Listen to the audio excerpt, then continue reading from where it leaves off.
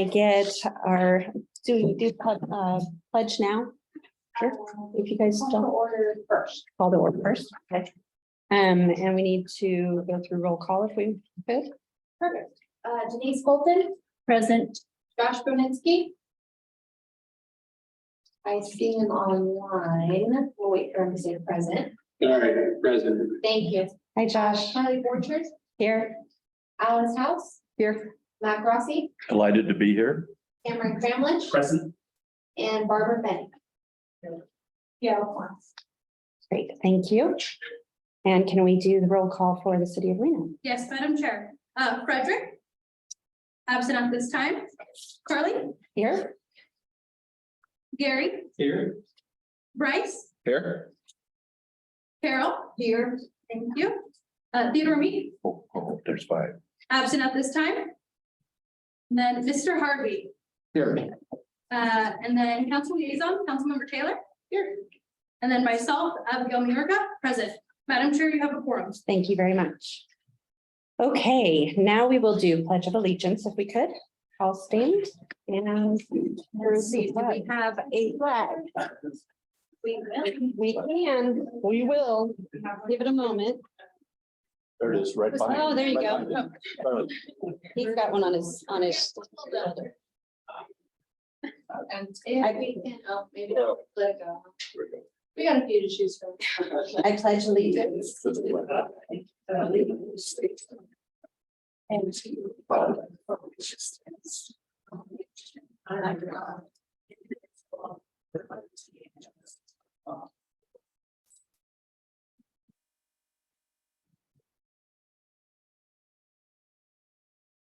Okay, now we will have general public comment. This will be for anything on or off of the agenda for the city of Reno or the county. So if you just want to raise your hand, I do understand that we do have one submitted. Yes, Madam Chair. Mr. Kurt. Sorry, I can't see your last name. Sure. Thank you. Stand anywhere. Yes. Come on up. You want Yeah. Yeah, up come on up. here. Come on up here. Come up and turn around. here, there. Turn around. Times and. Good evening, my name is Kirk Gottschalk. My wife Margot Murray and I have been presidents of Ward 5 since 1987. I have served on this NAB as vice chair and chair before I was termed out. I have two items to talk about. The first item is parcel on the south end of Broad Drive, which most recently was used as a facility to get raw materials to assist with the building remodel of the 85-80-395. Back in 2005, 2006, this parcel is the parcel that Flying J wanted to build a truck stop on. At that time, the parcel was in Ward 1, which it is again in Ward 1. My point for bringing this up is we had it moved out of Ward 1 into Ward 5 and to become part of the McQueen Master Plan.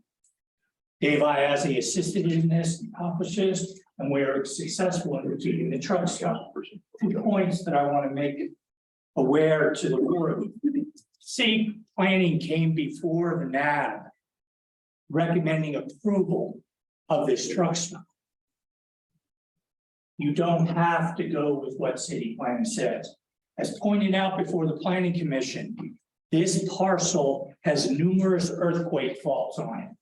They need to be addressed during the process of anything that is going to be built on that. At this time, as I said, the parcel has been moved back in. I think Ward 5, which is better suited to represent this parcel for the citizens of Ward 5 to deal with the issues of school, safety, fire, and traffic. Ward 5 stands to bear the brunt of this, not Ward 1, Ward 5. I'm not against what is being proposed for the parcel. I just think Ward 5 should be in control of oversight of that. Second, some of you may have heard about stormwater taxes, fees, surcharges, whatever you want to call it, that the council and staff are proposing. Do you know who the #1 entity in the county within the city's jurisdiction would be of what they have to pay? Airport. Reno Tahoe International Airport would be the single largest taxpayer on that. Second largest, School. Washoe County School District. Yes. This needs to be addressed. Big problem with that. How they want to apply the fee. Right now, they're proposing $9 a month on residential properties. They want this fee also to be indexed. I'm going to give you a great example of why indexing is a bad idea. Look at your gasoline taxes in Washoe County. In 2012, we paid 15.875 per gallon of a tax. If we take that $9 in 2012, extrapolate it out along with where our gas taxes are now, gas taxes are at 44 cents a gallon. Washoe County's portion of the tax is 44 cents a gallon. Federal tax has not changed at all. State taxes went up a little bit. But that 44 cents for the 15 cents is a 279% increase in Washoe County taxes. $9 would become $25.11. Thank you, Mr. $108 would become 311 cents. Thank you, Mr. Kirk. Indexing is a bad way to go. Perfect. All right, Madam Chair, at this time, if there's anyone on Zoom who would like to give public comment, please raise your hand. Over here. No one on Zoom, anyone in person? Go ahead. Thomas Bernie, 1820 Evergreen Ridge Way. I got a couple of things here that is new business, but it's old business. The first thing here, we're looking at people are getting ready to break ground on a few hundred houses, particularly the Stan Lucas development. This road out here is US Highway 40 bypass. What that's there for is there's anybody that lives here and has seen that you cannot cross that bridge with certain weights, the bridge on the freeway.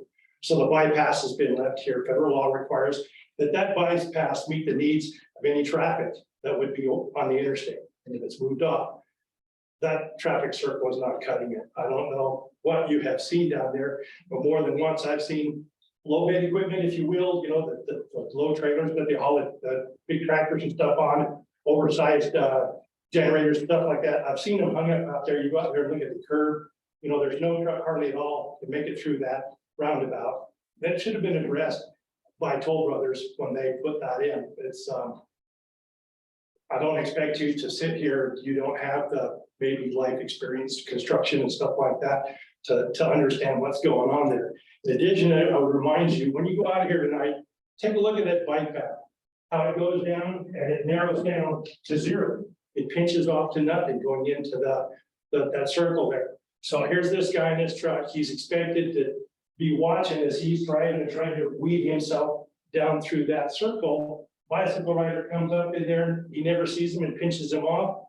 A bicycle against a 90-ton load, that was not properly taken care of. A second here to digress who I am. People downtown, you yourselves, I hired you to do a job, pay you, I pay those people downtown. I don't know what happened down there, but I am not happy with the people that I pay to be in charge of what's supposed to be going on there. They're supposed to know that. I know the interface with the U.S. Department of Transportation. So what happened? I take a look here and I want to tread a little bit lightly here. The Stan Lucas thing up there, the way that happened, Stan Lucas should be required to upgrade that circle before they do anything. And it infuriates me that we don't have people that don't seem to understand what their responsibilities are to us. Now, I'm going to tell you, reminder here about the Constitution and what it says. I believe that Stan Lucas and getting that through the courts and getting the laws changed, I'm pretty sure that something of significant value changed hands. Note here, I did not say that something did change hands, but I can believe what I want and I can speak to that. So, while we're on Stan Lucas, I don't know whether they're talking about opening up the dirt up there on the side of that hill, but the Toll Brothers, I live just down below that. And we spent a considerable amount of time under siege from the critters, the vermin, snakes, rodents, that when they go up there with that equipment, they cut that dirt out of there. Yes, am I out of time? Okay, You know where I'm going with this. Dan Lucas needs to do something to protect us from those rattlesnakes. We've got hantavirus now here, and all those rodents up there coming off, that's some 100 acres. I think he needs to take care of that roundabout and do something about protective fencing. Thank you. Thank you. All right, do we have any other public comment? Seeing none, I will go ahead and close On it. Zoom, Alex, are you good? Yep, no one on Zoom. Great, thank you very much. All right, so now we will go on to, we'll start with the county agenda, which would be public safety updates. This is for general community updates from public safety representatives, including but not limited to the Truckee Meadows Fire Protection District, Sheriff's Office, and others. Hi. Hi, for the record, Derek Reed, County Chief with Truckee Meadows Fire. A little update for calls for service in January. We had 42 calls for service for EMS, February 22. Hazmat, we had 1 in January. Public assist, we had 2 in February. Good intent calls, January 8, in February 9 calls. False alarms 3 for January, 0 for February, and other calls would be 4. Just a couple updates for as far as, you know, as winter continues to hopefully come to an end here shortly. We always have a concern for flooding, so we're keeping an eye on that for public safety and also property. We want to remind you that all the Washington County roads are maintained by county roads, but not private roads. So if you have a private road and you have a concern about access, especially if we get another snowstorm and some snow on the ground, it would be wise to clear that. Construction is beginning of the roundabout near 4th Street and Mayberry. And this is an RTC project. As far as the wildland fuels and open burning is open for March, but it varies based on weather. And it's a day-to-day, and because we've had so many days that have been restricted due to burning in March, they're considering extending that into the April days. Big time. Next month. Green Waste is scheduled for Washington Valley and Lemon Valley for April. Lemon Valley has a date of April 22nd, 23rd from 0900 to 4 p.m. And you can find more information on that on the website at tmfpd.us. Curbside chipping, that program is exclusive to the elderly, disabled, and low income. That's April 11th through the 21st. They're restricting 12 residents per day, and it's a first come, first serve. Those request forms can also be found on tmfpd.us on the website. Fire season expected to be more severe in the lower lands than it was last year. We had a lot of dry fuel moistures in the upper elevations in the timber last year, and this year is kind of flip-flops. Now we're going to have more moisture in the lowlands, which is going to cause for more concern for fires back in the valleys. We did have a fire, a quarter-acre brush fire in Spanish Springs. I think it was yesterday, the day before. We had some pretty good flame lengths on the sagebrush and on that fire, and it's basically due to in the winter months the sagebrush goes dormant, so there's less fuel moisture in that fuel model. So that's why we saw that fire activity. If you saw on Channel 8, you might have been surprised, but that's expected due to the dormant brush. So that's all I have. If you have any questions. Yes, sir. Mac Ross for the record. On the development up in this area here, have you involved yourself at all as far as other accesses in case they are in possible danger of a fire? Are you talking about the wildland portion of that?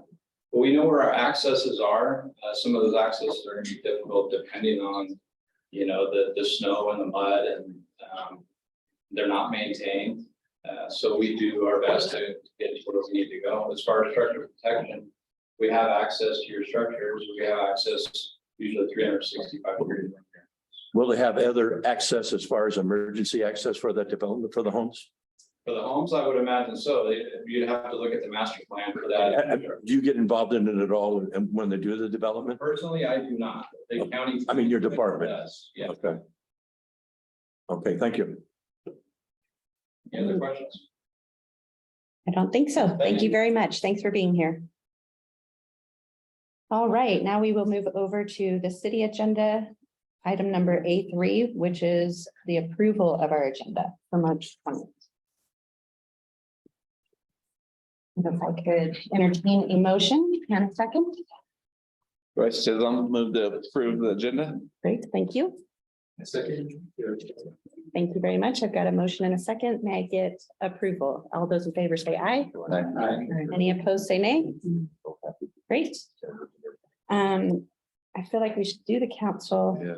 liaison, but I'll just keep the MO here. You're the chair. Could I think if we could just get through the introductory items and then we can get into the business on both agendas, that would be really convenient. So if we could do our council liaison report.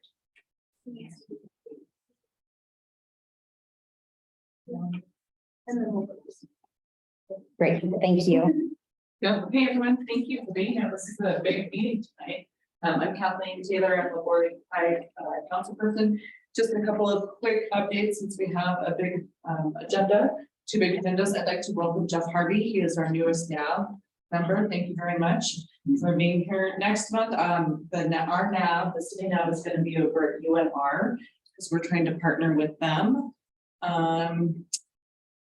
Just because we brought up some of the traffic issues, I don't have all the information on this, but NDOT did just select an intent to award consultant on board for the Boomtown, the design of those bridges. And they just put out an RFP for the Bird Eye bridges, but that has not been, the consultant has not been chosen for that, and this will have to go to the transportation court. So happy to see some of those improvements. And then Jeff, you might know more about this, but the Somerset HOA was just awarded over $2 million for fire prevention. I don't know if you guys saw that, so that's really important. Information is, again, it's going to get pushed out.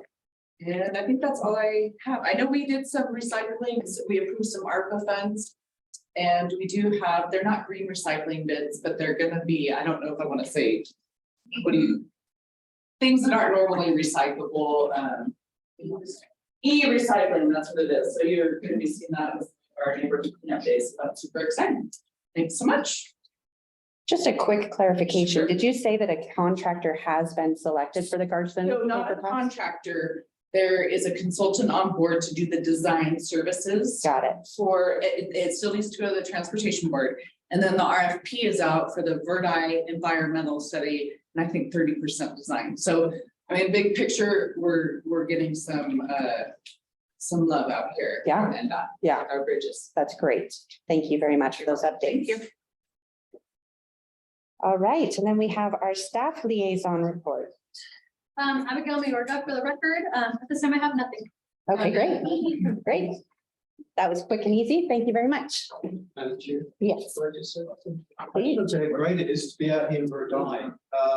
We don't see anywhere near as many people when we meet at an Abbott City Council. So just know that Carly and others have really advocated for Verdine very strongly in the year or so that I've been there. You're well represented. But it's great to be out. Thank you for coming out tonight. Really appreciate it. And while we're on the topic, welcome to the NAB. I know it's your first meeting, right? Mhm. So welcome. We're so glad to have you. I'm happy to be here. Great. Okay, so getting into the business items. We will go with the county first, which is item number 5, which is the Verdi multimodal study. A representative from the Reno Transportation Commission will be present to discuss information regarding the Verdi multimodal study and the projects within the area. Hi.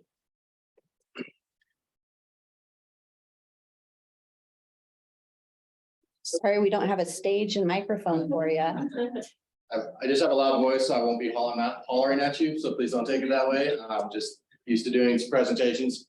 I'm Chad Anson with CA Group. We're a consultant to the Regional Transportation Commission. to do the Bird Eye area multimodal study. This is Xuan Wang from the RTC. She is a planning manager there. The other Good key evening, pieces. everyone. Yeah. My name is Xuan Wang. I'm the senior technical planner with RTC Washoe and the project manager from the RTC side. I've been working with Chad closely to study the Bird Eye area and to identify any potential improvements on the transportation system here. So with that, hand it over to Chad and we'll give an overview of the study, what we found so far.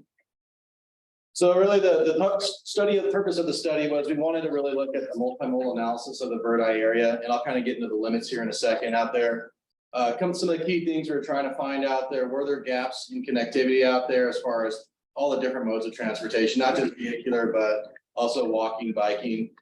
We also wanted to look at crashing, congestion, hotspots. Obviously, safety is a priority of the RTC and all the agencies out there. So we wanted to see, are there any hotspots? And if so, how can we maybe solve some of those issues out there?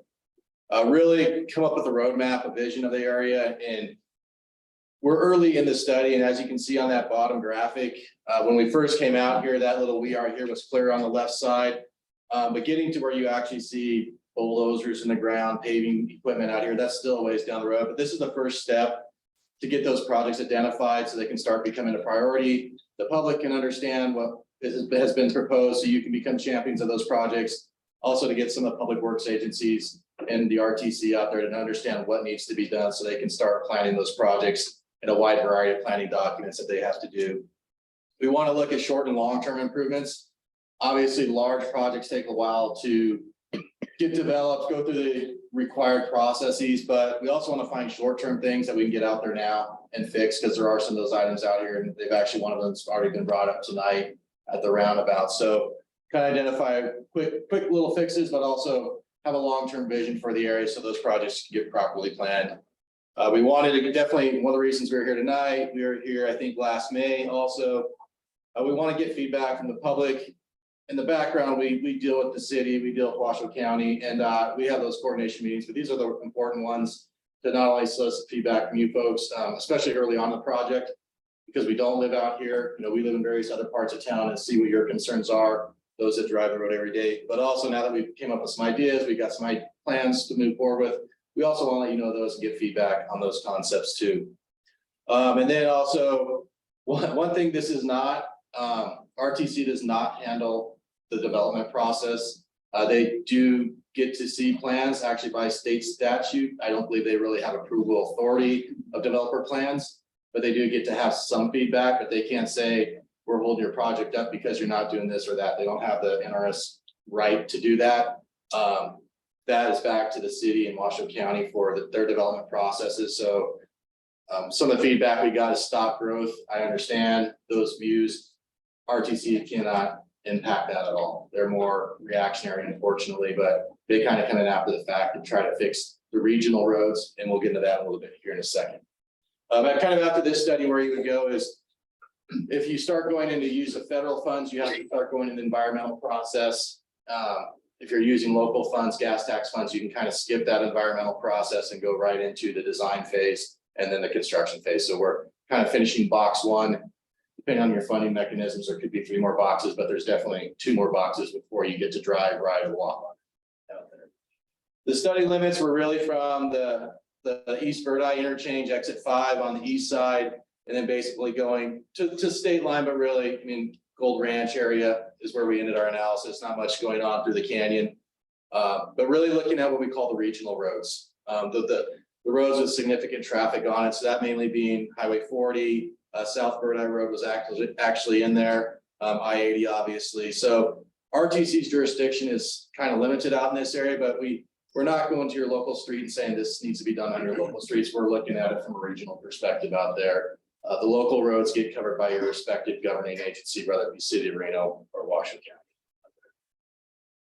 But having said that, the area south, we do take in consideration of the development going on in those agencies. So that area south of I-80, we took in consideration the planned development coming in there. We took in the Stan Lucas property down on the east side. We take those into consideration when we start playing with traffic numbers and looking what the future is going to look like out here. Really, the goals and objectives of the study: review existing conditions. We took care of that last summer and fall. We identified some of the gaps and needs out here in the area that we saw. So we're kind of here, we're wrapping up our proposed project recommendations, hence the word proposed, because we do want to see feedback from the community. You know, if there's something out there, this whole group's like, you're out of your mind, we do not want that. That goes into consideration out there. So, like I said, our focus is really on the regional roads out there. We do have some improvements that kind of extend out just a little bit from there, but for the most part, really looking at the regional side. And then, you know, stakeholder outreach, we're trying to do that, you know, both with the agencies, but also.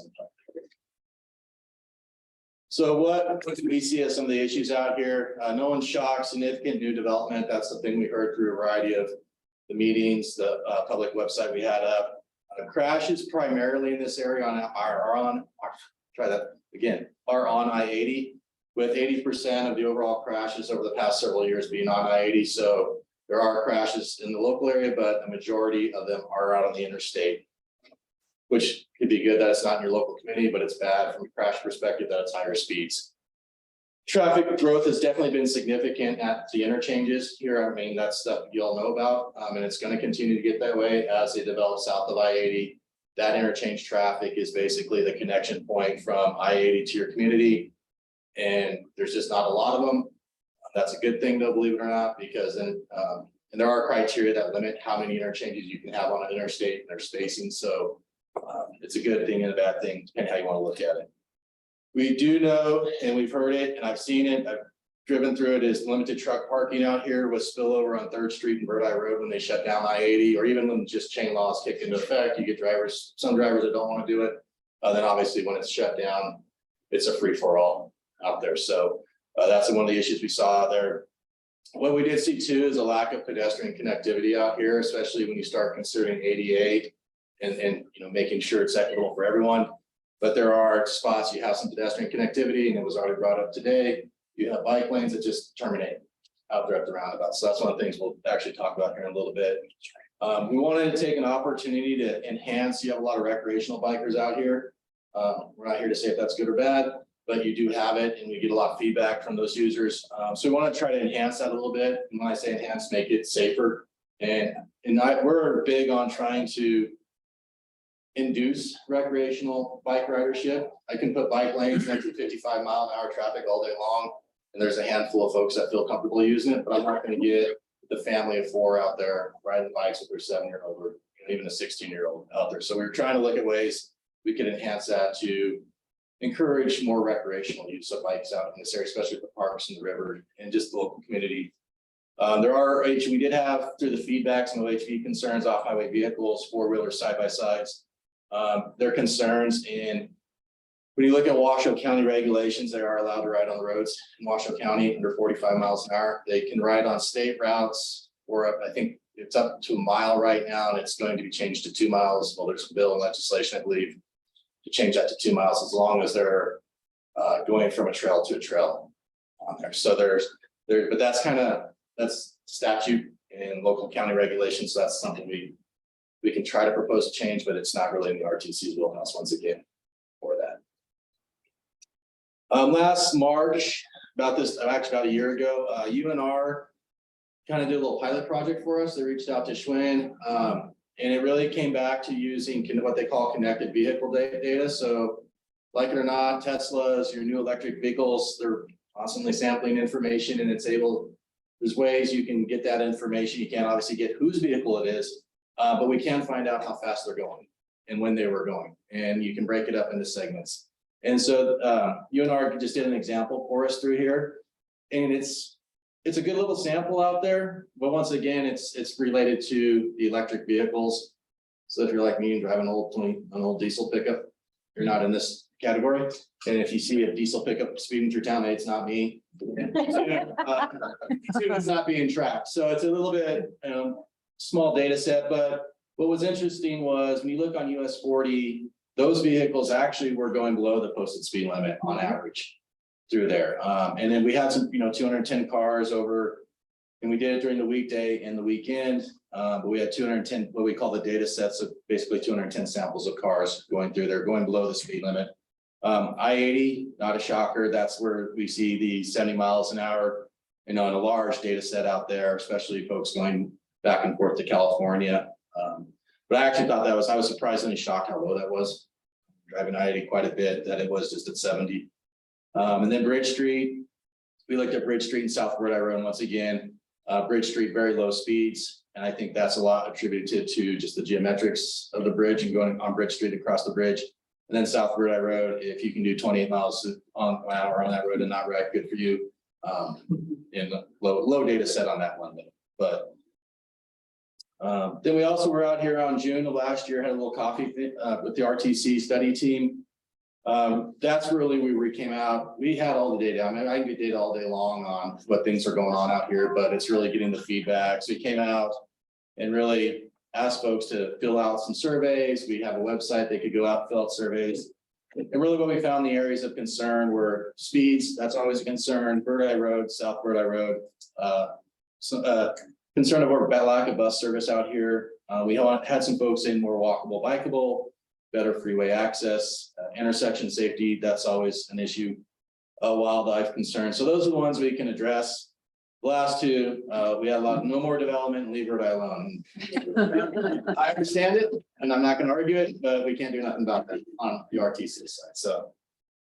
Our council member, okay. I think I did a long time ago, so we're busy. But we did have, one thing was good, we had the top responses were really on US 40, downtown Bird Eye area near the school, Bridge Street. There was also some feedback that you don't want concrete, you don't want to look like your typical prototypical land development opportunity out there where you have curb gutter side, concrete sidewalk, so we took that into consideration. You see some of our recommendations, trying to find a balance of not making every street curb gutter and sidewalk, and even not making some of the pathways, curb gutter sidewalk style, more detached, separated. There's a lot of benefits that come out from that from the safety perspective also. So we'll get that a little bit later. But we did get over 200, we got 273 responses. So, and that's just what we got from the website and the various other sources, our surveys. And we've also had a lot of feedback from these folks up here, being very active in the study too, and letting us know their concerns out there. So we've done our best to get those, try to address those best we can. So kind of what we're looking at for our proposed improvements, near term, and we're going to start on I-80 first, and that's really an NDOT roadway. RTC has some influence over NDOT, but NDOT's NDOT. They have their own prioritization program. They have their own, board, their own politicians kind of help guide them. So elected officials, so they kind of, RTC does have some say in helping prioritize those projects. But the good news is, and this is how I always like to start these, is there's things happening already. NDOT has a contract that'll begin probably any day soon if the snow ever stops and the rain stops. But that project is what they call contract 3947. So if you ever do have a concern and you call NDOT, that's how you want to reference it, is by that contract number. And it'll be out on I-80 here, but they are installing wildlife fencing out there. That will be going at that project, and they are going to be removing what we call the rumble strips, the sound you hear, that's the rumble strips. So those will be going away actually. So I was wondering what those were. hopefully that's the technical term for them, and basically they're just to raise awareness that you're going off the road. But they do. The reason they're probably there is kind of their stipulations. If there's a home within 1,000 feet, they won't do it. But back in the day, probably when they did it, a lot of the development wasn't out there. Now the development's coming in, they're taking them out. So, and the idea is it's a little bit of an urban feel. So you're hoping tired drivers aren't as prevalent as if they were, out in the middle of that. So that is going on. That's happening. You'll see construction crews out there in the very near future if you haven't seen them out there yet. Midterm, and when I say midterm, that's probably like a 0 to 5 years. It could happen next summer. It could happen within 5 years. It could happen longer, but these are ones we feel could get covered if then what we call 0 to 5 year funding out there. And want to be looking at installing what we call median cable or barrier rail installation. So either the concrete guardrail going down the middle of the freeway or cable rail. You see the 3 strands of cable out there. That's actually a lot safer than concrete barrier rail. If you hit it, unless you're on a motorcycle, is the only stipulation there. But we've raised that awareness to NDOT and that needs to be considered. It was too late to get it into the contract 3947 contract, so a lot of grading that goes along with that. But it is an issue that's out there, and back to that 86% of the crashes. When you break it down even farther, the 4 or 5 fatalities that happened on I-80 are pretty much people crossing the center rail and getting into opposing traffic out there. So that pretty much eliminates it, putting the physical barriers so traffic can't approach on the other side of the freeway. As Kathleen had mentioned, the bridge improvements. So there's 2 projects coming up. What happened is, you all have heard that there's the Infrastructure Jobs Act, Investment in Infrastructure Jobs Act. If you talk to an engineer, they're gonna go, oh, IIJA, and I expect you to understand what you're talking about. But what happened is, with a lot of the COVID relief, IIJA came out. And with that was a lot of specific pots of money. And one of those pots is bridges. And if there's one thing NDOT does well, believe it or not, because you live in the worst part, if NDOT does something very, very well, it's maintain their bridges. There's always #1 in the nation when it comes to bridges. So those funds are specifically allocated for, I'm gonna say structurally deficient. That doesn't mean you're gonna drive over them and they're gonna fall on you. It's just an engineering term they use to kind of prioritize those projects. So a lot of those are on the interstate right through here. They have a project out now that Kathleen was talking about, that they've selected a consultant to kind of start the environmental process and getting it to where it can become reality. And that's on 4 of the bridges, and mainly it's like Mayan, Garson is included in that, and then the 2 ramps that go underneath the freeway at East Bird Eye and Mobile, I believe, are the bridge locations. So 8 bridges total, 4 locations, since there's 2 bridges, one bridge in each direction. So that one you'll see real soon. You'll probably see within the next 2 to 3 years, those bridges actually physically being reconstructed out there. And then they are also currently looking at, and the reason they had to break them up is because of the environmental clearance. The bridges that are those first 4 locations are very easy to clear environmentally with the FHWA, because they're pretty much within right of way. Everything's disturbed around there, so it's not like you have anything unique that you can't impact in there and that you won't. But the other ones are the bridges over the Truckee River. And obviously, the Truckee River comes a lot more environmental concern. The impacts there's no significant impacts, but they have to spend more time proving that. So that's why you see that second package that probably more in the 4 to 5, 6 year range of replacing the bridges, those 4 major bridges over the Truckee River out there. And then long-term, I-80 will need to be widened to 3 lanes. And when I'm talking long-term, I'm talking 2050, 2045. I-80 will need to be widened. If you see those bridges have an extra lane, that's kind of what they're setting up for. It's once you're out there building bridges, it's better to have the lane then. Just, it won't be useful until you do the rest of the concrete pavement, but know that will be coming someday. We also are proposing to reconfigure, possibly reconstruct the Gold Ranch interchange and bridge. And that would help with one of the concerns of the loads, because that current bridge is underneath kind of the standard clearance. So even loads that you normally wouldn't have to take off the freeway, you have to take off the freeway. They divert, and actually we were on a call with Washoe County, Union Pacific Railroad. What they're doing is they're routing them up 3rd Street, crossing Bridge Street, because they don't want to go farther down because of the roundabout and stuff. Low boys get hung up on the railroad crossings, a major concern of UPR right now, but they kind of go across Bridge Street and go back to South Bird Eye, or go to Bird Eye Road. And So get dangerous. on there. Yeah, they're trying to fix that. That's an awareness. And then, so hopefully, long term, you can create that clearance, but we can also configure that interchange to where those even larger loads that are higher than 16.6, they could actually just have a ramp set up to where they could go up the ramps and then go back down the ramp and not have to come into Bird Eye would be the ultimate goal. So just completely keep them out of the area. So that's what we got on tap for hopefully NDOT, and kind of some concepts there of Gold Ranch and Garson Road. We were also working with them on Garson Road. Eventually, it does need to be widened, especially because of the development there. So RTC is working closely with NDOT on that to make sure it's done right.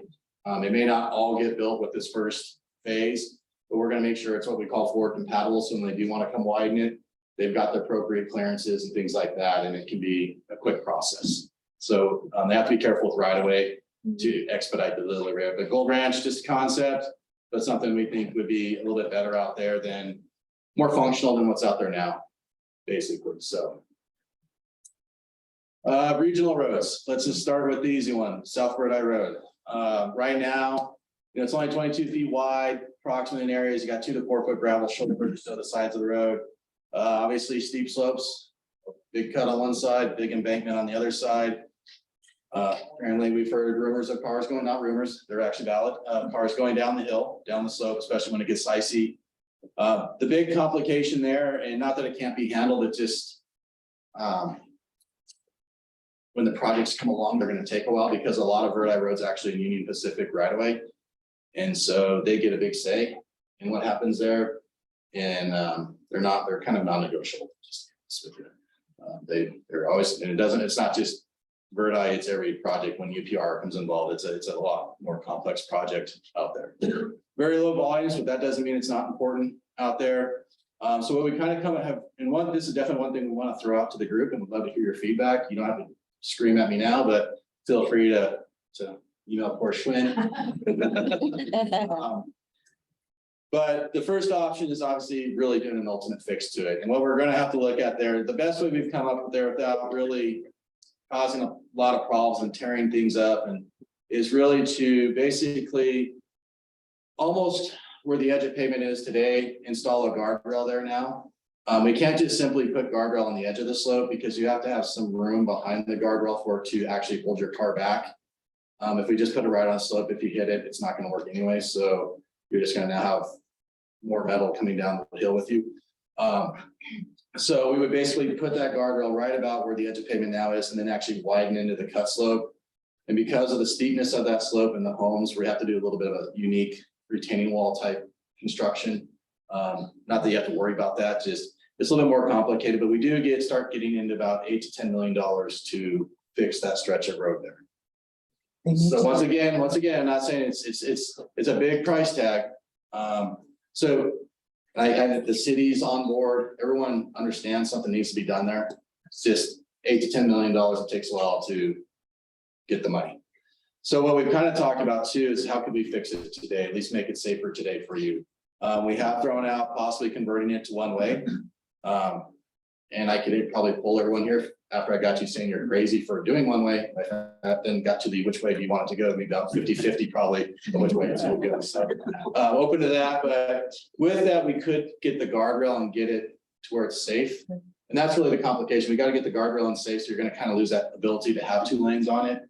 But in the meantime, you could go with like a 10-foot travel lane, but we could also put on like an 8-foot shared use path. So now you do get some, make good use of the land, not just make it a 18-foot wide roadway, because I'm gonna get people doing 35 miles an hour down it because they feel safe now that they've got guardrail. But try to keep everything kind of tight to keep the speeds down, but also maybe provide some other opportunities out there for use until we can. Go to the section you see there, and we don't have any pedestrian or bikes on the ultimate goal because there is a trail that was connected with the new development. Sorry, I don't know the name of right there by Cabela's. Just north of the freeway. They do have a trail now that comes down to South Verde, so that'd be the ultimate replacement for that. But in the meantime, we have the extra width and you can use it. Why not? Let folks use it. So, and probably what you're going to see either way, once we start messing with that road and you get UPRR involved, they can do what they call a diagnostic. So they're going to really look at that railroad crossing on Bridge Street and basically start doing all kind of improvements at that will have to be done with the project. So that's just how they operate. That's a good thing. As far as kind of the peds and bikes out there, stole my thunder earlier today, the Edinburgh roundabout. Yeah, the bike lanes just go into the curb and gutter out there. So new design techniques are actually, you can take that bike lane and you actually ramp it off onto the sidewalk. And that's where this is a short-term fix. We feel that could happen pretty quickly is build those ramps where the bikers can get off on the sidewalk. And then they can either push their bikes across the roundabout crosswalks or right across. I mean, you can argue state statute all night long. People are going to do what they want to do, but at least that way it gets the bikers, especially the recreational bikers. Once again, those folks that are very serious about riding their bikes are going to ride to the roundabout. And I could put $3 million worth of improvements to get them on the sidewalk and they'll still ride through the roundabout. So it's really to encourage it for those that want to ride the bike, just don't feel safe around higher traffic, get them out of the roundabout, let them use the crosswalks. And then once you go through the roundabout, we'll have another little ramp that gets you back onto the bike lane and you can take off. So really gets you, and it helps the drivers too. It lets them not have to worry about the bikers when they're going through it. They got enough to worry about cars coming in other directions out there. Shared use paths, looking at like a 10-foot path, wide path. You could have both directions when you go 10 feet. So that way you don't have to do it on one side. Plus you can separate it, you can look at different compositions, pavement, concrete, whatever you want. You get a lot more flexibility out there, but really looking at creating a shared use path on Third Street.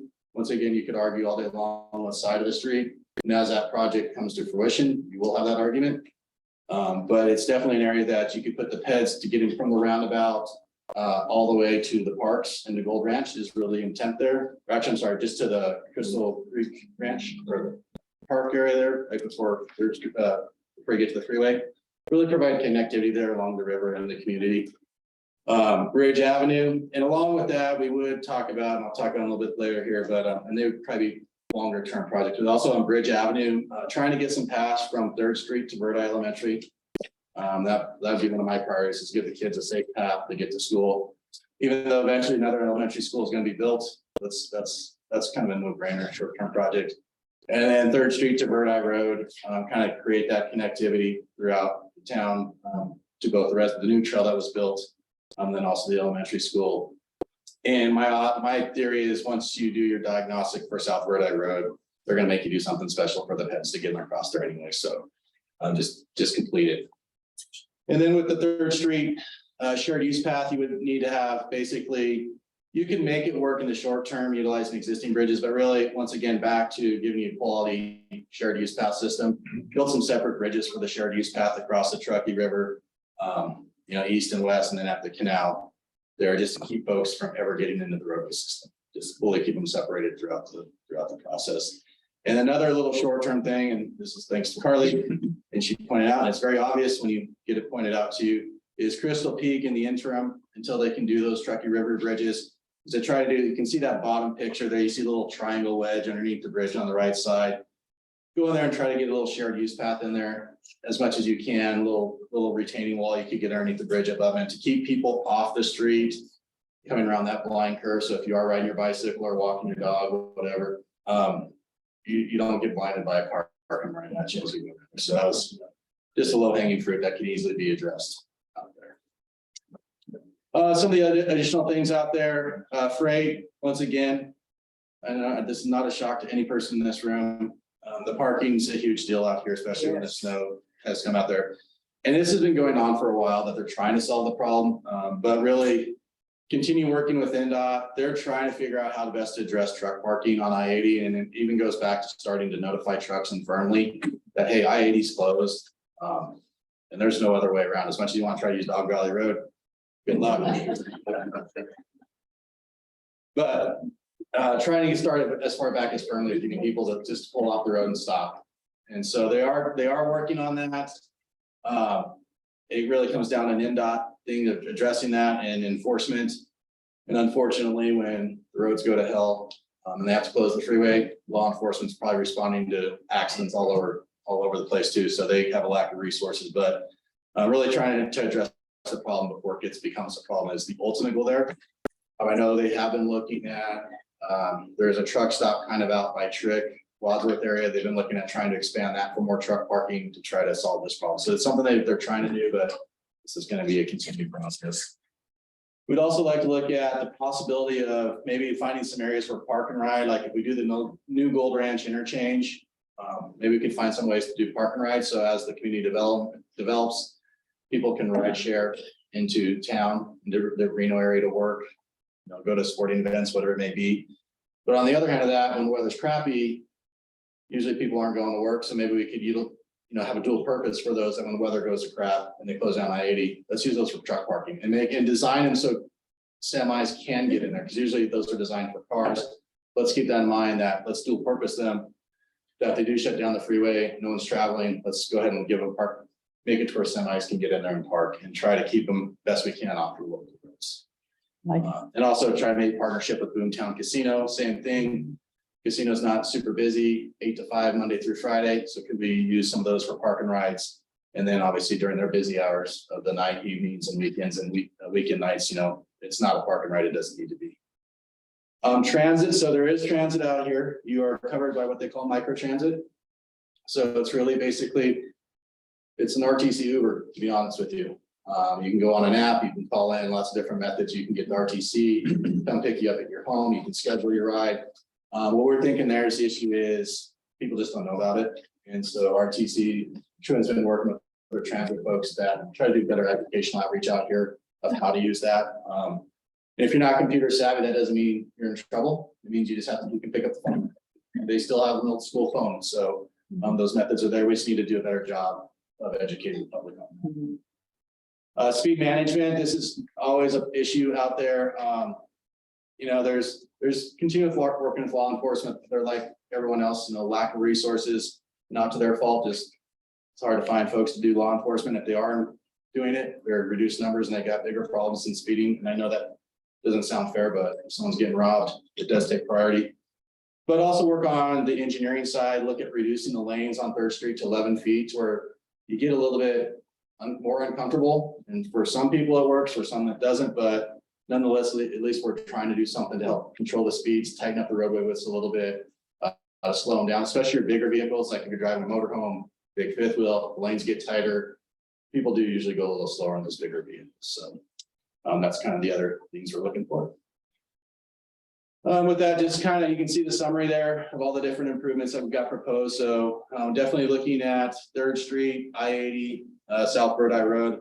As I mentioned, we're not going to get into your local streets and start tweaking with those from the RTC side. Those are for the local agencies. We're really trying to provide some connectivity through the area. So if you do want to walk, ride your bike downtown, have some dinner, you feel safe doing it. You don't feel like you need to walk through the mud. And then if it's muddy, you walk on the road. And then when it's really bad, you got semis running at you. So try to make it just a little bit safer area, a little bit better connectivity for everyone, and just make it a little bit more livable community that y'all have out here, which is, it's a great community. So we just want to keep enhancing. Kind of where do we go from here? Obviously, if you have feedback, you can express it now. You can reach out to Schwinn. We got our email. You can reach out to the board members. They definitely know how to get a hold of us. They've done a great job of it. We're going to prepare our draft report. We will put that up on the RTC's website out there, and we'll work with the board here to make sure all the folks in the community get that website. Usually what we do is we open it up for about 30 days. Doesn't mean when that 30 days is done that you can no longer have a say. Just means we're going to take it, finish up the report, and kind of be done with the study, but your feedback is always welcome. And as these projects move on to more detailed design, the whole process starts, the process of complete feedback re-engages more. And you'll get into more details like, do I want concrete for my shared use path? Do I want pavement? Do I want some type of hybrid out there? Things like that. That's when you get to work out those details out there. And then, yeah, address the comments and get the final report done. So the key is that this thing can start getting put into the local short-term plans and all the paperwork that has to happen so they can actually be done. And with that, we'll see you in Schwinn. Or have any questions? Yes, sir. Mac Rossi for the record. There's been a concern with this cab for some time, and after the great presentation and all the projects you got going, this seems like maybe a little minor, but Highway 80 west between exit 3 and 4. We've been concerned about that for quite a while, is that there's no guardrail and you have homes that are backing right up to the freeway. And so far, we've been very lucky that nobody's ended up with a truck in their backyard or a car. What support can you give us to get that little project going with a guardrail? The problem, so the issue, because we did talk to NDOT about that one. And the concern there is, and you're not going to like the answer, and I'll apologize now for it. But the answer is, it's outside of what they call clear zone. Those homes are, I think the road, they measured it was like around 100 feet to the road, which is really far. By standards and guidance that roadway engineers work around, if you're outside of 30 to 35 feet, guardrail is not warranted out there. But there's guardrails in areas where there's no homes at all. And all of a sudden this drop, and where the homes are, zero. Right, and it goes back to they have from the edge of pavement, they'll have at least 30, 35 feet of what we call traversable terrain. And if you have that, they won't start putting up guardrail or barrier just because now they have to do it everywhere. And it's even the barrier itself is a hazard. So if you cannot have it, like the odds of someone getting into the home is exponentially lower than someone hitting that guardrail and creating damage to themselves. And like I said, I know you don't like the answer. And I don't. You're right. But that's the answer I got. And it's if you look at the design criteria, that's the answer you're always gonna get. So the answer will be if a truck ends up in somebody's backyard, oh, well. Is that correct? It would be the fact that it was a very low probability out there and that the guidance doesn't require it. Well, I will share if I may too. Like I said, I know you don't like the answer, but that's the answer I got. Again, you're right. And I understand where they got their answer, but yeah, but it doesn't mean that keep pushing them, you never know.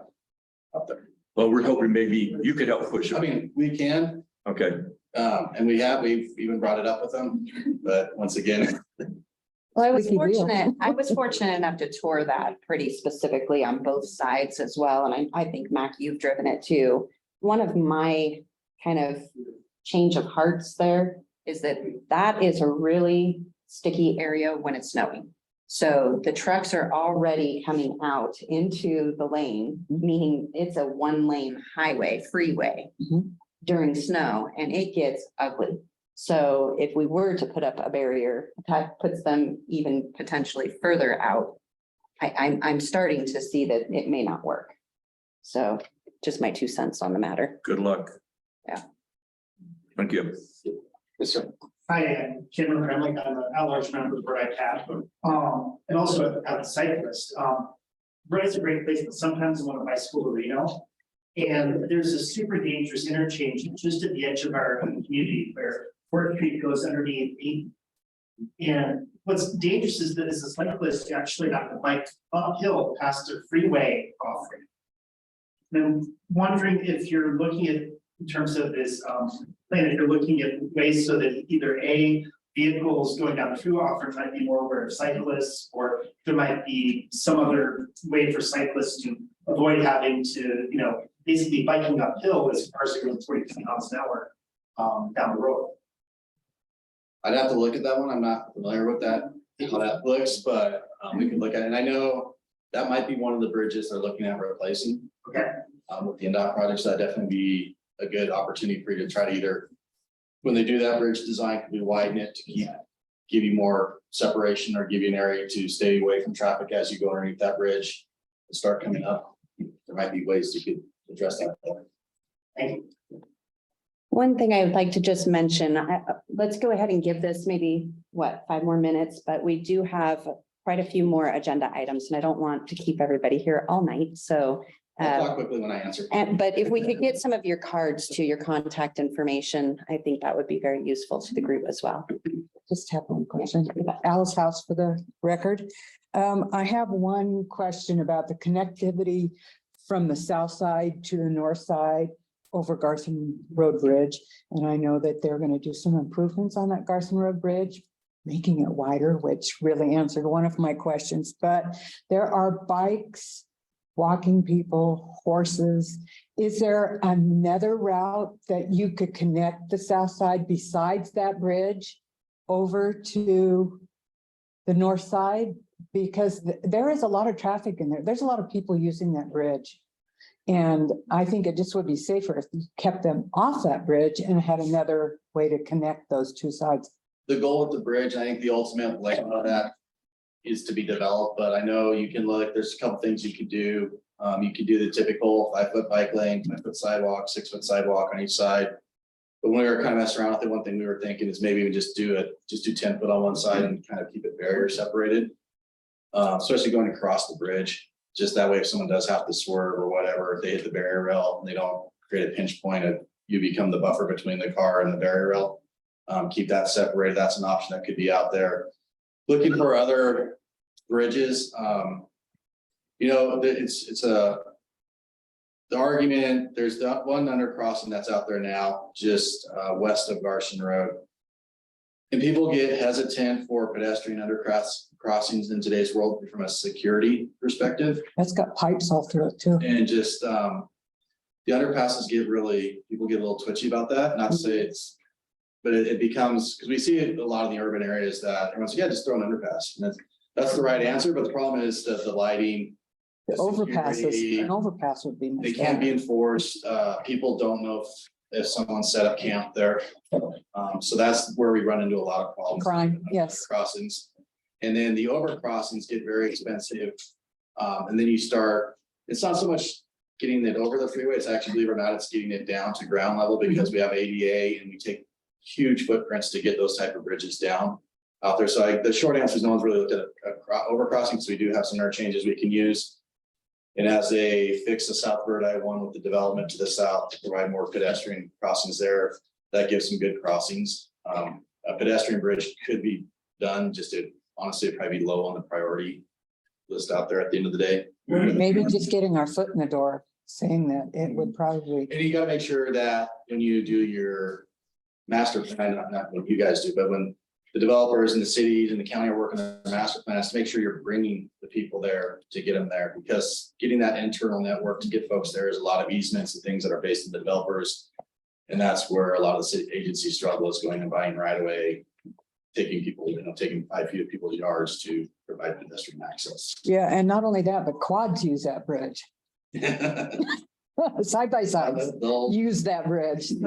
There's Yeah. I mean, that bridge needs a lot of consideration. Yeah, and Garson's definitely the multimodal element's huge with that bridge and figuring out what it looks like in the ultimate scenario. And it's kind of in a unique situation right now that to get the current bridge replaced, they want to try to avoid right away so they can get it out in this first package, but we want to be thinking down the road of what it does look like ultimately, making sure that's easy to widen when the time comes for that to occur and that it can occur.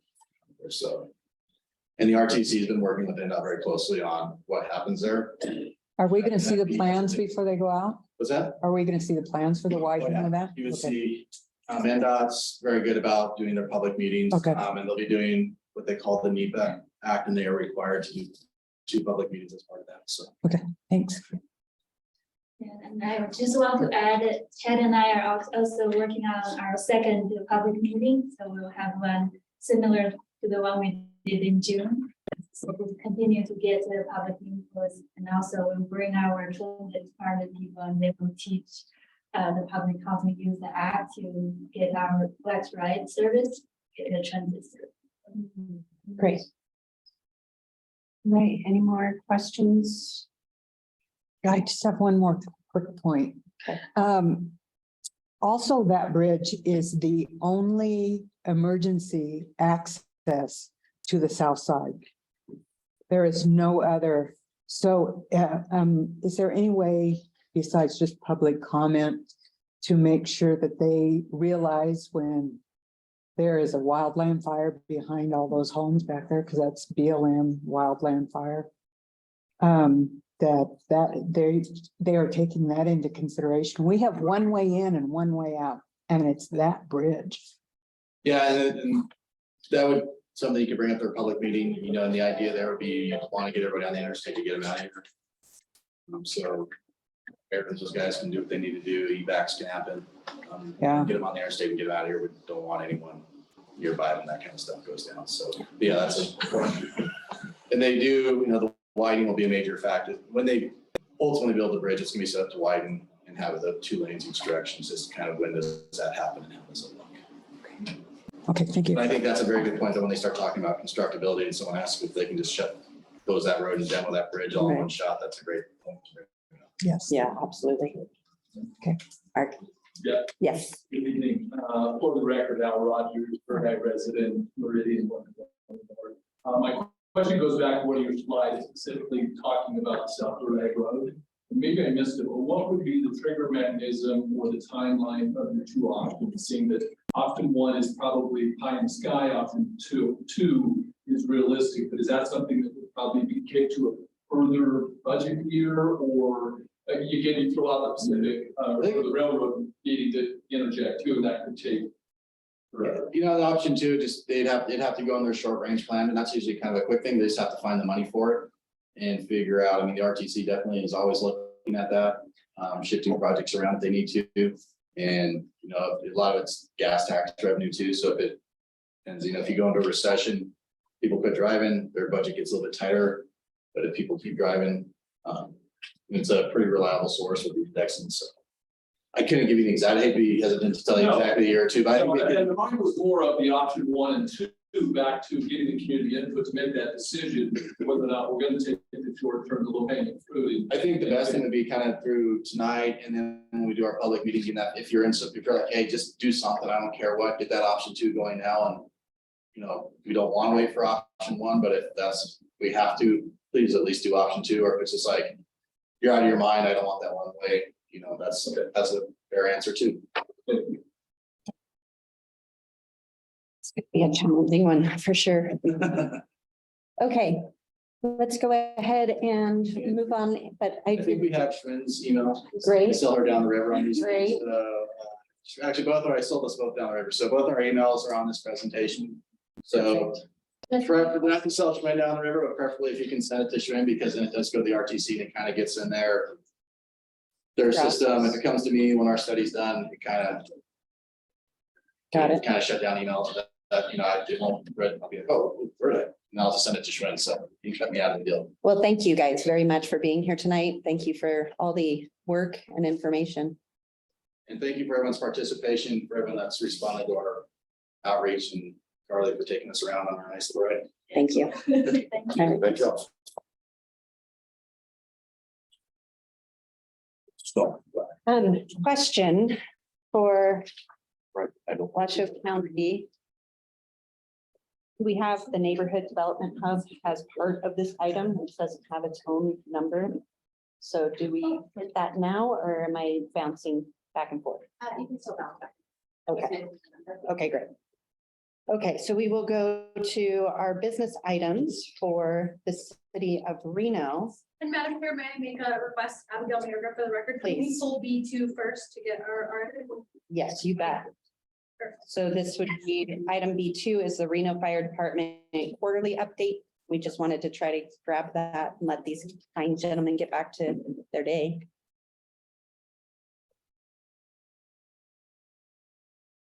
Hi there. Hello, I'm Jerry Kosak, one of the battalion chiefs with the Reno Fire Departments. I only have stats for January. One of our administrative assistants retired, and we have just gotten her replaced, so some of our stuff's are a little behind. I thought that I may not have to wear my glasses, but I'm gonna have to, so bear with me for just a minute here. So in Ward 5, there are 4 different stations that help take care of Ward 5. We ran approximately 1,600 total calls, 35 fires, over 880 EMS calls, 48 public assists, 642 good intent calls, and 23 hazmats. There are a total of 6 units that serve those 4 stations.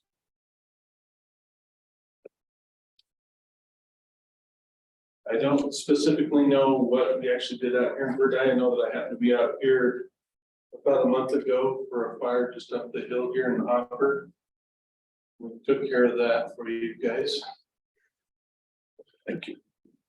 So I'm short on information. Chief, may I pass out those papers and maybe Absolutely. we can take a look? Yeah, that would help. This is important. Can you go over the ones that are in Ward 5 again, Chief? Ward 5 is Station 1, Station 4, Station 8, and Station 11. Thank you. It'll get easier on me, I'm sure they put all those words right next to the station number to help out. That's it. Yeah, this is definitely different than what we're used to seeing.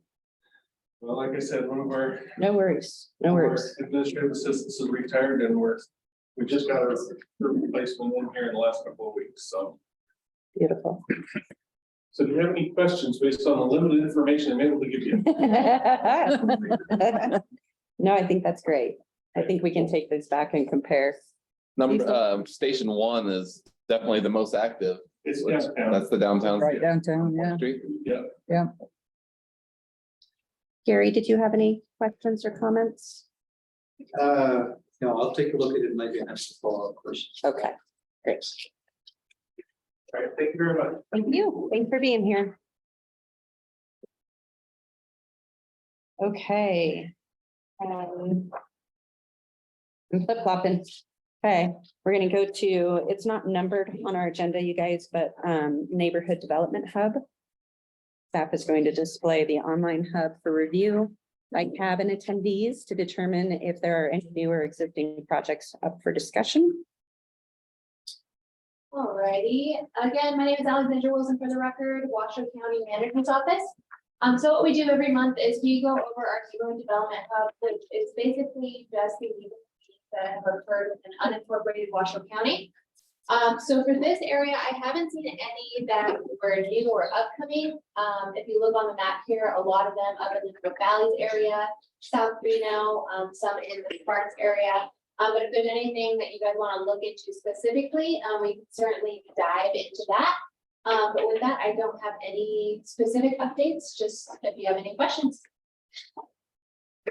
And just for a little bit of clarification for those that may not be familiar, I know some of us are, so sorry for the repeat, but this hub, as they refer to it, is a requirement that Washoe County has put forward to any developer or really any applicant, I think, within stipulations, that if they are coming to the area with a project, they have to do a public process. They have to reach out to the community, let us know this is what they're doing, how they're doing it, and solicit feedback.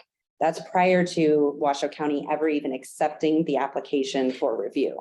So I encourage anybody and everybody that would like to know what's going on around them to get on this website and request updates for your area. You can do it as small as, just bird eye. You can be like me and want to be in the know of everything and do every single board, but you can kind of clarify what it is you're interested in. So just to add to Carly's comments as well, so this hub, all of the meetings and the neighborhood development meetings that are available, they stay on here until an application is accepted. Even after that fact, you are able to submit feedback at any time. So if you select the submit feedback link, what it does is it takes you to a page where you can put in your information and then whatever request or comment you have for that project. And as Carly mentioned, you can do it for all the projects. You can do it just for the ones in your area. And then once we do have them accepted, they go to our Washoe County applications page. So you're able to click through those. They are listed by district. We also have multi-district ones, but they'll have the same name and usually a case number associated with it. You can follow them through to the end, and that page is really amazing because it shows you where in the process it is, whether it's going to the planning commission, if it was approved or denied. After that, if it goes to the board of county commissioners, again, approved or denied, or with conditions, you'll see that listed on there. Any of these meetings, whenever the meeting concludes, they are required to post the materials. So if we click in one of these, we should be able to find some of that information here. So for example, this one is in South Reno. It is in regards to a master plan amendment. It'll give you kind of a brief description on what the project is. It'll tell you what district it's in, and it'll tell you when the neighborhood development meeting occurred. So per NRS, the developers are required to notify within 750 feet, or I believe it's a minimum of 20 homes, but don't quote me on that. However, as part of our communications team, we make sure to communicate these out, both via to the lists. If you sign up below, you can get the notifications.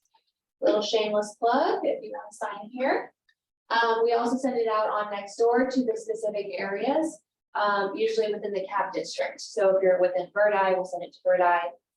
We have a couple of other CABs about being covered throughout the county. So you can receive the notifications regardless if you live in the area or not. Again, you can sign up for any of those lists. You're not required to be in the area to attend or provide your feedback. All the information, like I said, will be posted here under the project documents. If there was a presentation provided, they are required to take attendance, provide a summary of the meeting, a list of the questions that were asked and the answers that were given, and a recording of the meeting. This is all accessible to the public as well as to the planners, and they take this into consideration once they receive the application. So it's a lot of great information here. And we moved that from here out of the CAB so that we could open this up to community involvement items and continue to have development present in our CABs. So that's it. Thank you very much. Okay, moving on to B1, which is the appointment. This is for the city of Reno. appointment of the April 2023 meeting chairperson. Discussion and selection of that person. I guess I'm looking this way, sorry, guys. I am looking for a vote, a selection. Gary, Volunteer. are you up for it? Okay. Can I make the motion? Make a motion to Thank you. appoint Gary Cecil as the acting or the what? The chairperson for the next meeting in April 23. Great, And I'll second. beautiful. Thank you, guys. I got a first and a second. All those approve say aye. Aye. Any opposed, say nay. Great. Gary, you're it. Lucky you. Okay, bouncing over to Washoe County Board Member announcements, requests and discussion. For requests for future agenda items or discussion by TAP members and or commissioner. Madam Chair, I just wanted to let you know I'm on Zoom. If Great. anyone has questions for me, this is Alexis Hill. Thank you.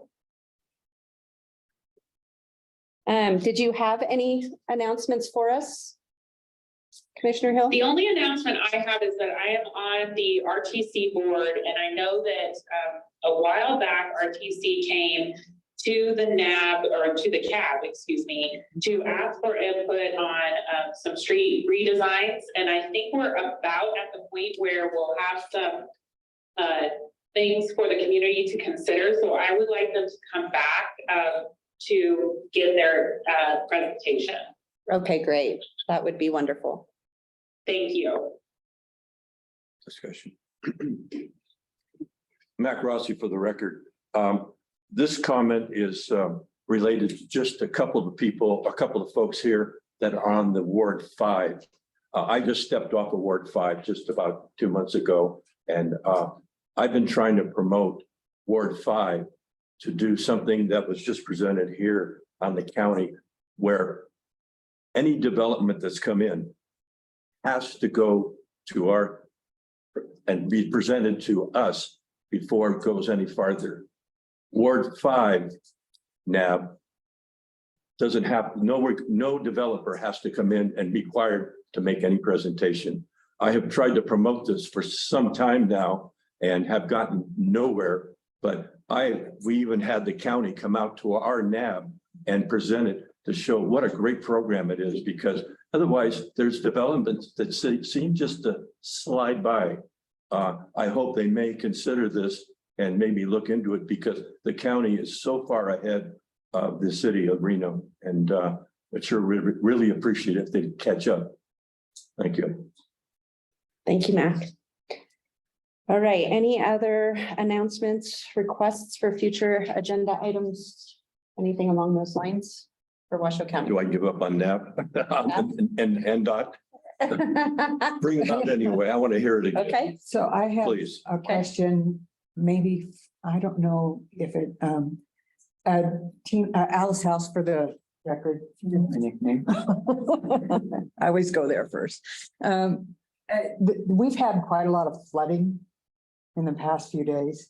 And I'm wondering if the roads, improvements to the roads are considering that flooding that's going on in the major drainage ways, particularly on the south side. It has been tremendous this year. And there are people that are really suffering with all the flooding and the new construction. And I just want to know what's going to be done in the future for that.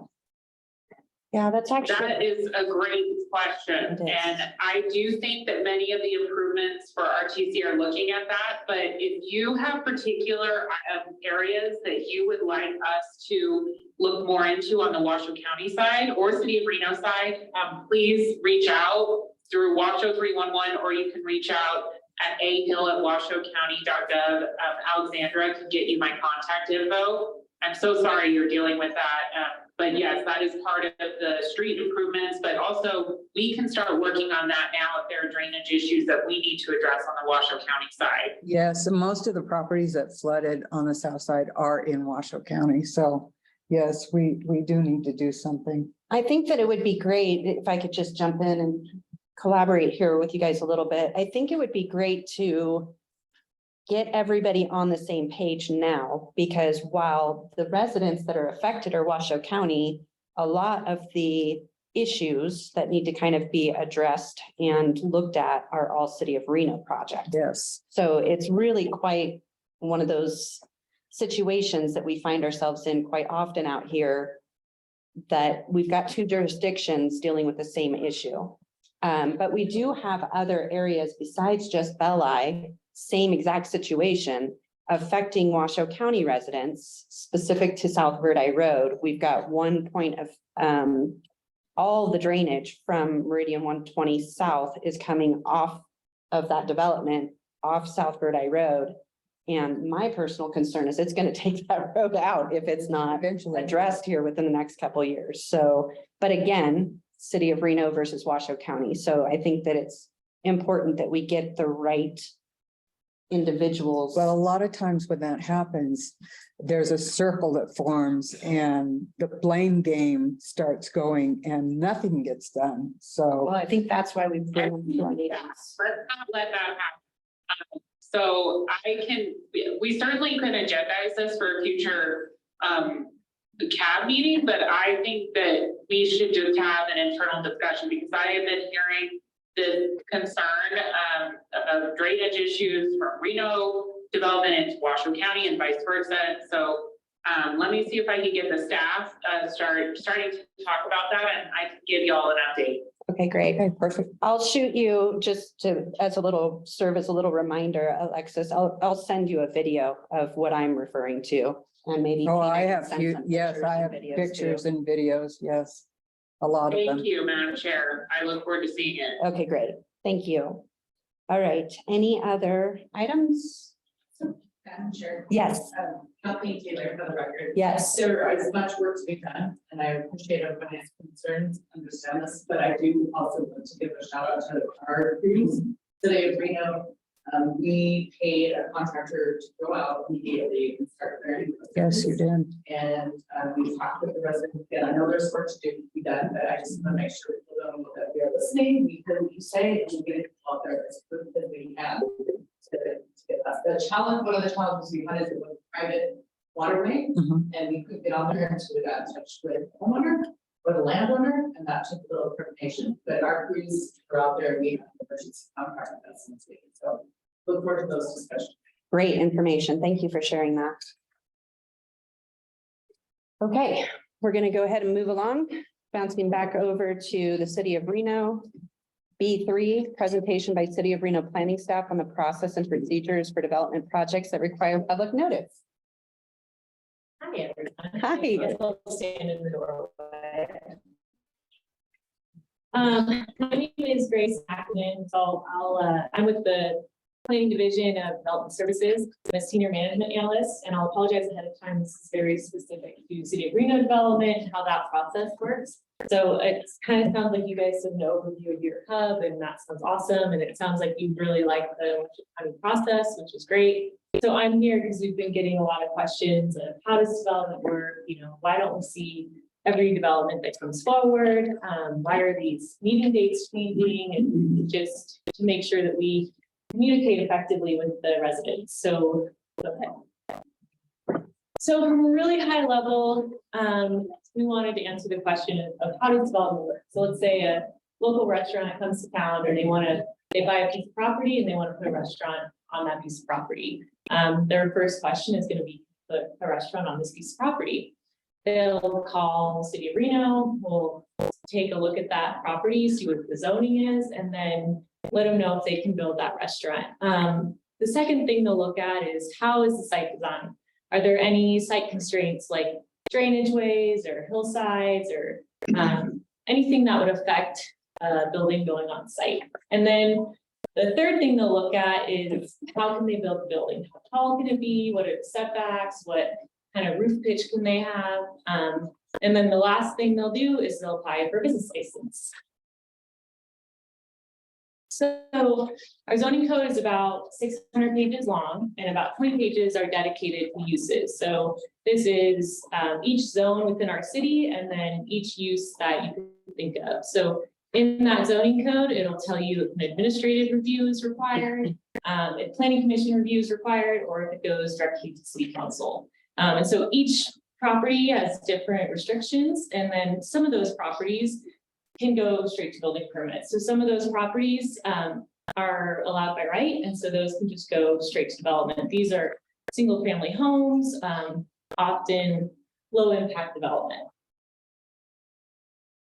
And so this really gets to the bulk of the question, kind of what do NABs review and what don't they review? So in a really basic level, you'll review anything that goes to planning commission or city council. So the only thing that the NABs don't see are building permits and 30-day administrative reviews.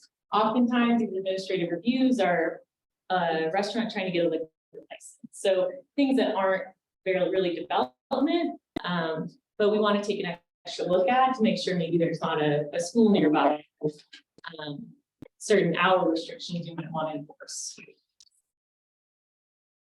So I'm sure you guys have all seen or received one of these postcards in the mail. Like my counterpart over at the county was saying, these are required to go out 10 days prior to the public hearing. We also send out courtesy notices. And so one of the feedback we got was, I don't get this notice until 10 days before a hearing. And at that point, what am I supposed to do, you know? And so we listen and we said, that's a pretty good point. You know, how are you supposed to interact or change anything if you don't get a notice until 10 days before hearing?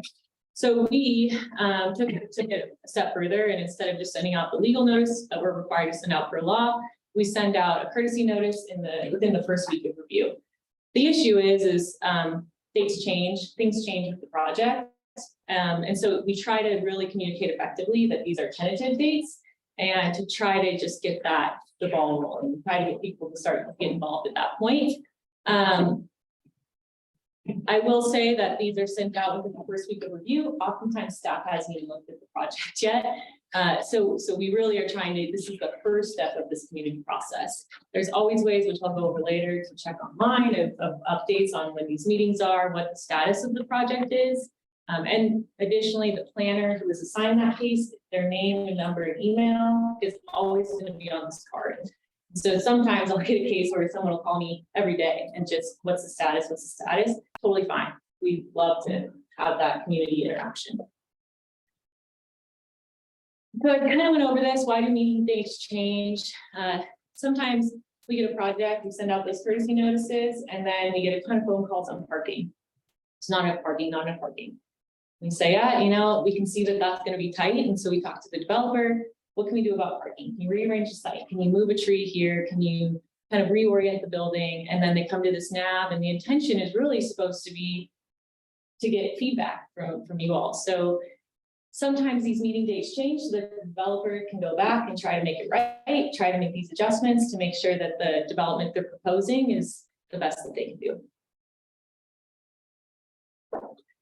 So you can sign up to receive all agendas through our newsletter portal. And so the development services, development projects, you can check that box. You'll get an email every time we have like an intake week, which is twice a month. And that will kind of inform you of any development project that's going on throughout the whole city, but you can take a look at your neighborhood specifically. That's all. Any questions? Yes. I'm sure. Go ahead, Gary. I'll go too. Do you feel like your guys' intake schedule is enough? Or do you feel like it's hindering at all for the application process? So we used to only have once a month intake, Mhm. and we did increase it to twice a month. And I think that it's a lot for staff. I know that some jurisdictions do it every day. You can submit. The problem with that is because we get so much development. I mean, for example, we did, I think it was 86 planning cases last year and 10,000 building permits. So just quite a bit of volume for, you know, kind of low staff numbers. I think that with our twice a month intake cycles, it allows the developer, if we do deny their application, just a week and a half really to make those changes. So we haven't heard a ton of complaints from the development community. And if anything, they were just so excited we went twice a month. Yeah, I could imagine. The other kind of clarification, I guess. NABs review all the development projects required for approval by the planning commission or council, but it's not a requirement. No, the only time it's a requirement is a neighborhood meeting for master plan amendments. And that's tough because it's codified, Mhm. so we can't force that development. I have never seen, and I'll say that lightly, because I've only been in the city for 5 years.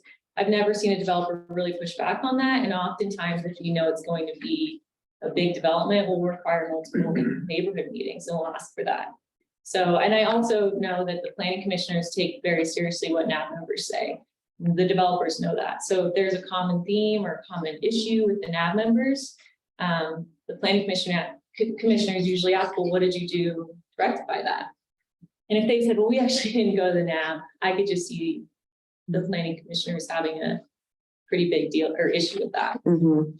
Okay, and then my very last question, and this is just a curiosity question because I hate rumors, but I had heard a rumor that some of the city staff are working towards developing sort of a process like the neighborhood hub that the county has after seeing that presentation.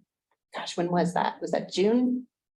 So somewhere around there. So we have a couple of resources on our website. We have like a development map. Mhm. And so you can click on that development map and you can go anywhere in the city and it'll show you all development within the city and it'll give you all the information. So it's similar. Okay. And I can share the link with the liaisons and they can send it out. Okay, Yeah. great. Okay, And if it's not, if you're like, oh my God, this is great, but this one piece that we're missing, let Yeah. us know and we can see if we can fix it. okay, great. Yeah. Thank you. Gary Cecil for the record. Grace, first of all, I have to say you've always been very, very helpful to me when I've had questions on developments and even on some of the use permits. So I appreciate that. Just a few clarification questions. Those cards are given often, was it 750 feet? Yes, so 750 feet, but a minimum of 30 recipients. So sometimes, especially out in Bird Eye, you have large lots, and so you only get two neighbors. So of course, we expand that until we hit 30 people. We have to expand it 100 feet each time until we hit 30. So it's very, very specific how we have to notice people. Okay. Is that 750 feet the same in downtown? Yes. as well? Okay. So obviously that one, you're gonna get a much smaller distance because you have condos and stuff. Is there any thought given to the fact that there's so many interconnectedness between projects in downtown that maybe 750 feet further than that, but are affecting some of the high rises where there's a great density of people living? Yeah. Facing that, that seems to be cutting out a lot of people downtown in the process. Yeah, and the issue is it becomes arbitrary and because it's set by state law, we can't pick a number for each development. So unless state law changes for that noticing radius to expand, we can't just say, you know what, this one, I think we're gonna do 1,000 because it's a more dense area. So we're very restricted with what we can change in the noticing process. Okay, so that's something that's changed at all, a totally different legislative consideration. Okay, but you would agree that that is somewhat outdated now for like downtown, especially if there's going to be more density or growth, things like that close together. Yeah, it's tough to say because I think that they put that 750 foot radius to protect more dense areas. You have a minimum of 750, and then protect these less dense areas. You have a minimum of 30 recipients. So I think that it goes hand in hand. I don't know what the science was to come up with 750 feet, but that's why we try to be really proactive with that and our website as well. Was the presentation you made, did it also include a use permit? Minor use permit? Yes, and I kind of rushed through because it's been a long evening and it's specific to the city of Reno, so I didn't want county residents to get bored, but in that use table, it'll either show a C, a P, or an M. C is a conditional use permit, so things like nightclubs or sometimes even an apartment complex over a certain amount of units will require a conditional use permit depending on the zoning district. And so those are things that this body would see. So if there's a change of operator like downtown bar and like Are there any situations where people do not be notified? Yeah, so once a property is entitled, it's entitled for the life of the land. There are instances where if the business goes out of business for longer than, I think it's a year, then that entitlement dies. But otherwise, it's not, we're not entitling the operator, we're entitling the land. So if there's not a change to the license itself, it's just a change of operator or owner, then the public won't know that. Exactly. In terms of the process of, I just recently, or maybe 6 months ago, there was quite a big change to that grid in terms of the number of allowable uses, or I think it's related to entertainment and things like that. It was changed because it was, that chart was redone. So there was a process there. It seemed like it came from within the development department. If any group of individuals or residents wanted to try to effect some change to that through input, what is the process for doing that? So we did the large Title 18 update, that was a number of years ago. Okay. But we also did an adult entertainment update, That's and what- much of that was because it was a mistake. There were some mistakes with that code update, and there were some issues where we were allowing adult entertainment or sensitive, or adult entertainment and those types of uses near sensitive uses like schools, and stuff like that. So that was something where it was identified. We said, we need to fix that. And so we instantly, from within, tried to make sure we did that first. I will say on a higher level, we're trying to go through a number of text amendments and code updates for things that just don't make sense. So more cleanup of, you know, this is contradictory, or why do we have this multiple times, but saying different things. Things that are really tough to administer as staff. And so if you see something in our code or you're really upset about something, I will say just reach out and we might identify it on this larger code update. But then on a much smaller scale, we can address those things later on. Just a comment. I'm so glad to hear the planning commission does look at the input. We've never gotten any feedback from them. So it's nice to know that really does happen. Yeah, and I will say this is my third NAB meeting. And the common question is, you know, we sit here every month. Does what we say matter? Because I know it can be discouraging. And I will say as a case planner, the day after we have snaps, the liaison send us your comments. And we've had requests from planning commission to make sure we separate NAB comments from public comment. And not because public comment holds any less weight, but mostly just because you guys see these projects pretty consistently. And so they trust your guys' input. They know you guys are familiar with the process, and that's really the best. Okay. Yeah. Thank you. Thank you for indulging me. Yeah. Just a clarification on the notification process. We dealt with the developer who not only didn't post, but did not send out any notifications to the closest people to that development property. And we did call and we got hold of the person who was responsible.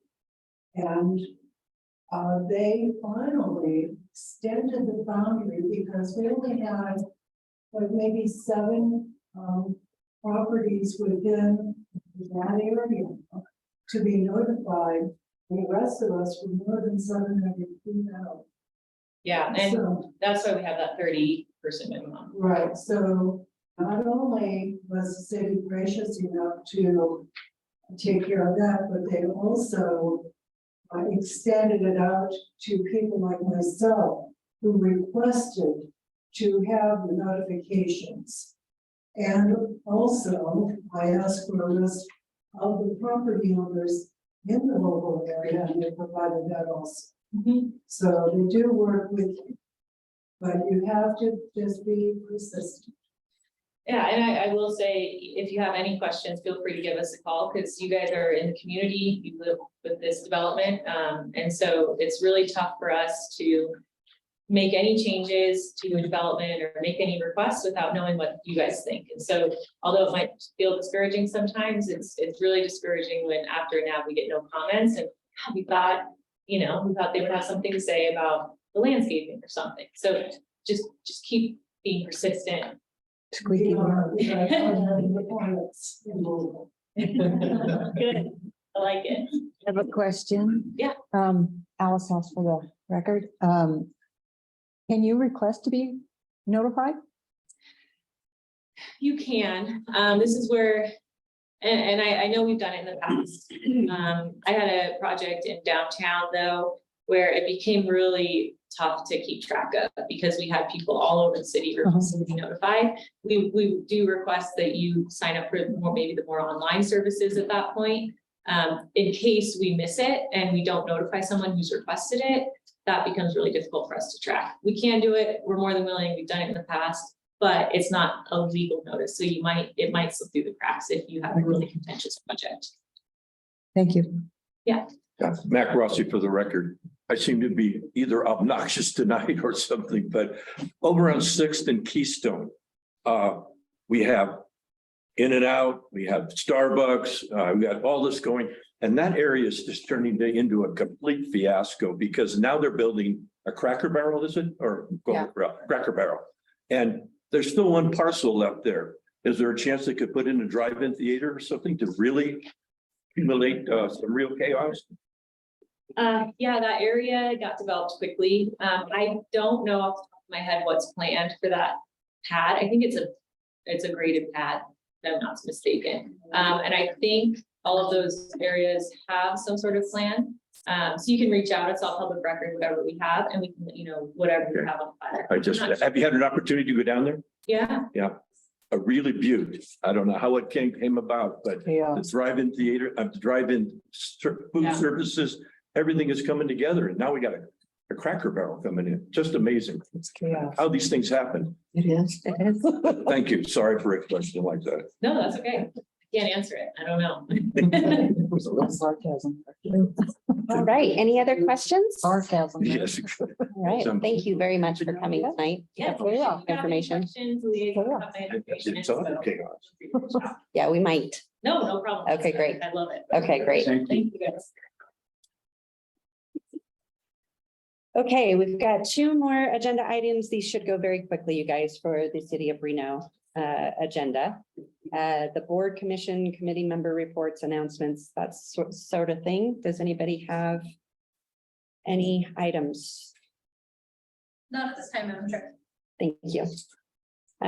Future agenda items discussed. Yes, yes. I know, we've had some interest in downtown issues in Ward 5. I don't know how many people from Rhode Island come downtown, but we're always hoping more and more people come to sample things. But the Downtown Reno Partnership, Neil Major, who's the executive director, who was a former council member for Ward 5, came and presented to downtown residents last week.